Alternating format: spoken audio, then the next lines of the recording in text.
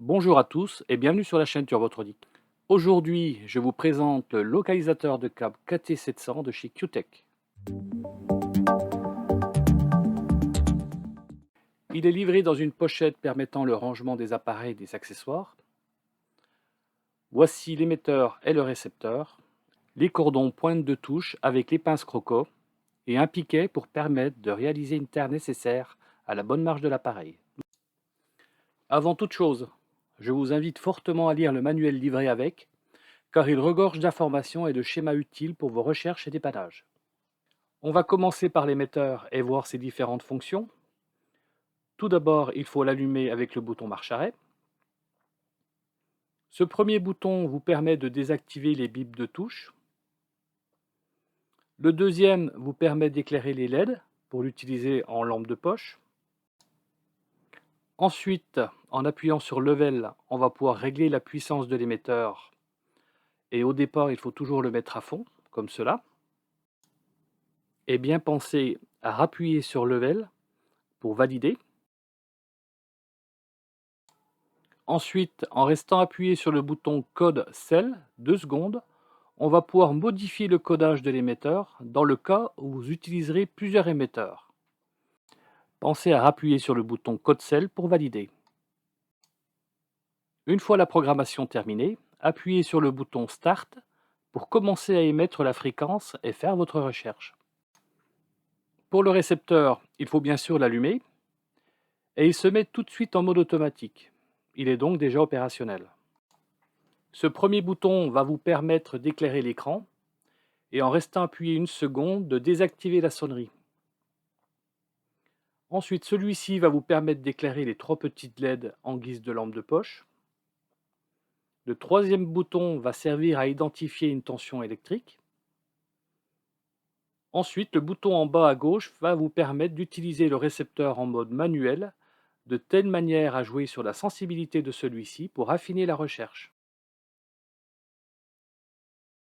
Pour le premier test, j'utilise le récepteur en mode testeur de tension basique.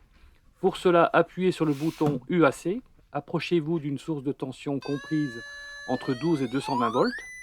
L'appareil bipera pour vous indiquer s'il y a une tension. Il n'indique par contre aucune valeur. Pratique pour détecter une coupure sur un fil. Pour le deuxième test, nous allons repérer un disjoncteur dans un tableau. Nous allons donc travailler sous tension en branchant l'émetteur directement dans une prise de courant. Mettez la puissance sur les 3 barres. N'oubliez pas d'appuyer sur le bouton Start. Ensuite, prenez le récepteur et mettez-le en marche. Il se mettra tout de suite en mode automatique. Maintenant, scannez uniquement les disjoncteurs en évitant les interdifs. Pour plus de précision, touchez plutôt la phase. Fiez-vous au son qui sera de plus en plus strident à l'approche du disjoncteur correspondant. Et vérifiez le chiffre en bas à gauche de telle manière à ce qu'il soit le plus élevé. Le son strident et le chiffre au-delà de 1000 vous indiquent que c'est le bon disjoncteur. N'hésitez pas à rescanner pour faire un contrôle. Dans ce cas, c'est bien le disjoncteur de la prise de courant, car le chiffre à 1088 et le son très strident est représentatif. Pour cet essai, nous allons respecter le branchement de cette figure. Vous pouvez utiliser la terre de l'installation, sinon le piquet de terre fourni avec l'appareil, pour créer votre terre individuelle. Pour ce test, vous pouvez régler l'émetteur en mini ou moyen.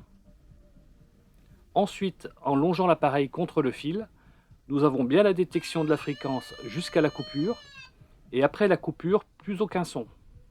Avec ce schéma, vous avez aussi la possibilité de repérer un fil sur un câble, ce qui est pratique en rénovation pour repérer soit vos phases, soit vos neutres.